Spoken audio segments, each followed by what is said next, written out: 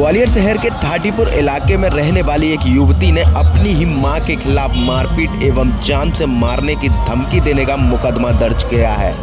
युवती का आरोप है कि मां उससे लगातार अपशब्द बोलकर प्रताड़ित करती रहती है और उसे बुधवार सुबह मारपीट कर गालियां भी दी।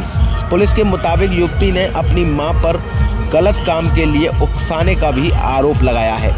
पुलिस ने फिलहाल इस मामले में युवती की शिकायत पर उसकी मां गिरिजा देवी के खिलाफ मारपीट गाली गलौज करने का, जान से मारने की धमकी देने का मुकदमा दर्ज कर लिया है।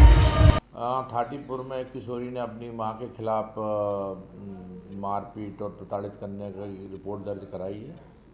उसकी रिपोर्ट पर से अपराध पंजीबद्ध कर विवेचना में लिया गया है। किशोरी का आरोप है कि उसकी मां उसको अनावश्यक बातें करके प्रताड़ित करती है और गलत काम करने के लिए टॉर्चर करती है। अभी शासन के नए निर्देश जो आए हैं इसमें दो चीज़ों पे फोकस किया गया है। एक तो ध्वनि प्रदूषण पे, क्योंकि ये लगातार देखने में आ रहा है कि बहुत ज़्यादा ध्वनि प्रदूषण हो जाता है कंपटीशन में, और उसके चक्कर में लोगों के स्वास्थ्य पे बहुत फ़र्क पड़ रहा है, पढ़ाई लिखाई प्रभावित हो जाती है और काफ़ी लोग परेशान हैं उसमें। तो इसमें नियम पहले से हैं, ध्वनि कोलाहल नियंत्रण अधिनियम है, उसका पालन करने के लिए भी निर्देश दिए गए। और इसमें बोला गया है कि ज़्यादा से ज़्यादा संख्या में उड़न दस्ता बनाया जाए, जिसमें थाना वाइज हम बनाएंगे ग्वालियर में, जिसमें थाना प्रभारी एक रहेंगे सदस्य, उसमें एक राजस्व विभाग के अधिकारी, तहसीलदार, नायब तहसीलदार रहेंगे और पोल्यूशन कंट्रोल बोर्ड और नगर निगम के अधिकारी भी साथ में रहेंगे। तो ये जो धार्मिक स्थान और सार्वजनिक स्थान है उनको चिन्हित करके वहाँ पे किसी भी तरह का ध्वनि विस्तारक यंत्र है तो वो अनुमति लेके लगवाया जाए। और उसको ये देखेंगे कि 4 तरह की क्लासिफिकेशन है, इंडस्ट्रियल, कमर्शियल, रेसिडेंशियल और साइलेंस। तो उसमें जो अलाउड लिमिट है ध्वनि की, उस ध्वनि की सीमा तक ही वो बजाया जाए, ये सुनिश्चित किया जाए। इसके लिए अभी सामान्य तौर पर उसमें लिखा है कि 2 जो साउंड सिस्टम है वो उनकी अनुमति दी जा सकती है।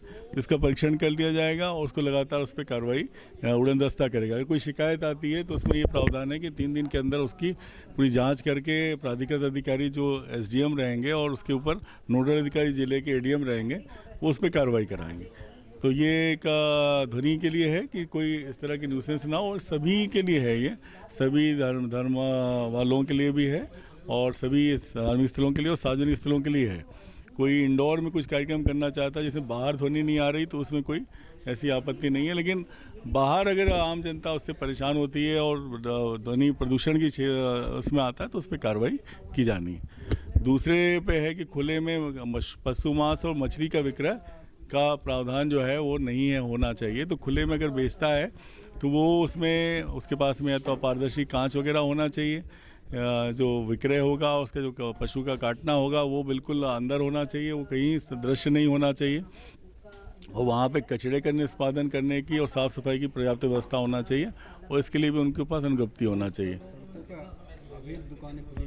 हाँ, इन पे कार्रवाई की जाएगी। इसमें भी कल की तारीख से इसमें अभियान चालू किया जाएगा। जो दुकानें अधिकृत हैं उन्हीं पर ये चीज़ें हो पाएंगी, और जहाँ पे दुकानें हैं अनुमति दी जाती है उनमें जो नियम है उनका पालन कराया जाएगा, ताकि लोक स्वास्थ्य के लिए ज़्यादा अच्छा रहेगा। तो ये दोनों चीज़ों को हमने बात की है, हमारे धर्मगुरुओं से भी बात करी है, और जो इससे संबंधित स्टेक होल्डर हैं जैसे मैरिज गार्डन वाले, DJ वाले, इन सब से भी आज थाना स्तर पे सभी थाना प्रभारी भी बात करेंगे और संबंधित राजस्व अधिकारी भी बात करेंगे, और हम सुनिश्चित करेंगे कि इन सारी चीज़ों का पालन ग्वालियर जिले में अच्छे से हो।